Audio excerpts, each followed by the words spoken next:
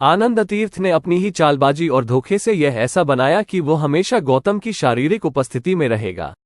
गौतम ने उसे चेतावनी दी, ये ठीक नहीं है कि तुम जीवन को इस तरह से तय कर लो। तुम मुझे वैसे ही बांध रहे हो जैसे एक पत्नी अपने पति को बांधती है। आनंद तीर्थ, जो गौतम का बड़ा भाई था, ने संन्यास लेने से पहले गौतम पर एक शर्त रखी थी। उसने कहा, अभी मैं तुम्हारा बड़ा भाई हूं, मैं तुमसे जो चाहूं करवा सकता हूं, लेकिन जब मैं तुम्हारा शिष्य बन जाऊंगा तब मेरे पास ऐसी कोई शक्ति नहीं होगी।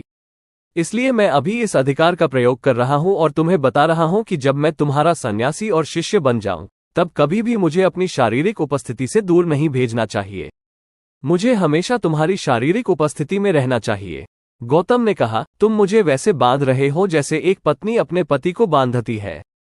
किसी से प्यार नहीं करना चाहिए, ये तुम्हारे लिए अच्छा नहीं है, ये बिल्कुल भी तुम्हारी भलाई के हित में नहीं है।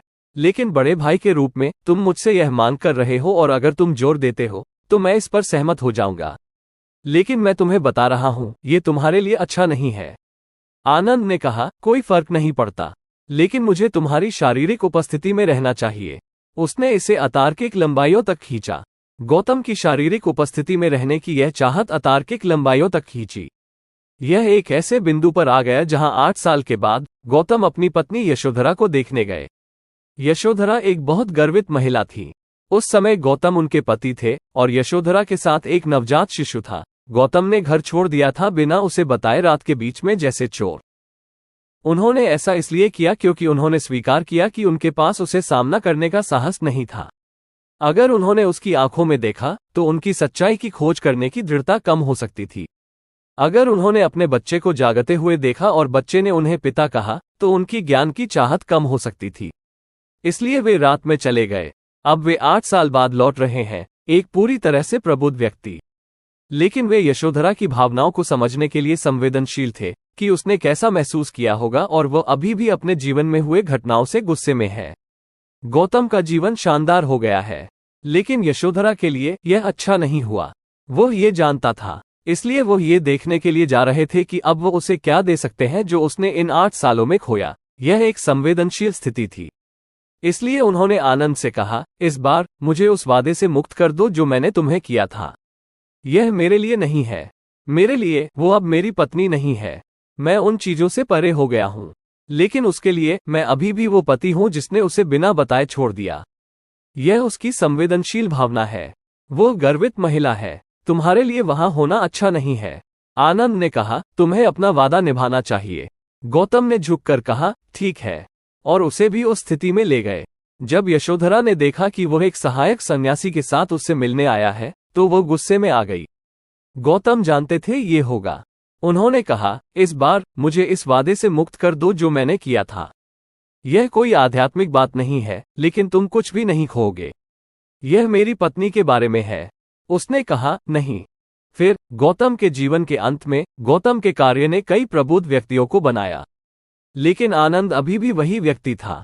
उसने हमारे लिए एक सेवा की है। उसने सब कुछ रिकॉर्ड किया, घटनाएं उसके समझ के अनुसार, लेकिन उसने सब कुछ बहुत मेहनत से दर्ज किया। लोगों ने पूछा, वो अभी भी ऐसा क्यों है? इतने लोग बस तुमसे एक क्षण के लिए मिले और प्रबुद्ध हो गए। उन्होंने खुद को कई तरीकों से परिवर्तित किया, लेकिन वो हमेशा तुम्हारे बगल में बैठता है। और वो ऐसा क्यों है? गौतम ने बस कहा, एक चम्मच सूप का स्वाद नहीं ले सकता। जिसे तुम गुरु कहते हो वो बस एक निश्चित ऊर्जा है, एक संभावना है।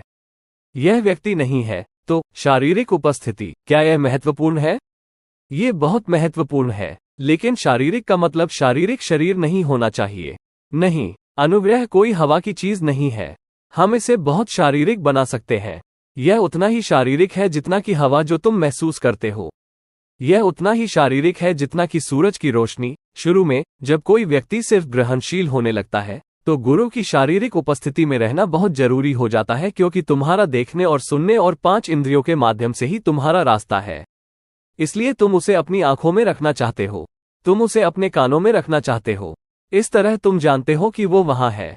हाँ, ये शुरुआत में आवश्यक है, लेकिन तुम्हें हमेशा वहां रहने की जरूरत नहीं है। वो विभिन्न तरीकों से बहुत शारीरिक रूप से उपस्थित रहेंगे। ये प्रकाश है जो मायने रखता है। तुम्हें प्रकाश बल्ब को गले लगाने की जरूरत नहीं है। क्या तुम सूरज को गले लगाते हो?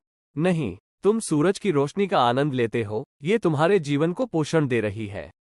तुम ऊपर भी नहीं देखते हो, फिर भी तुम सूरज की रोशनी का आनंद लेते हो।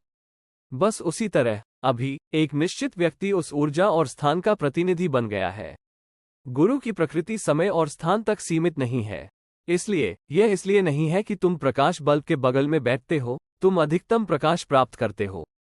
तुम 1000 मील दूर हो सकते हो और उस व्यक्ति के पास बैठने वाले व्यक्ति से अधिक अनुग्रह प्राप्त कर सकते हो। गुरु हर समय चालू रहता है, भाषण हो या ना हो।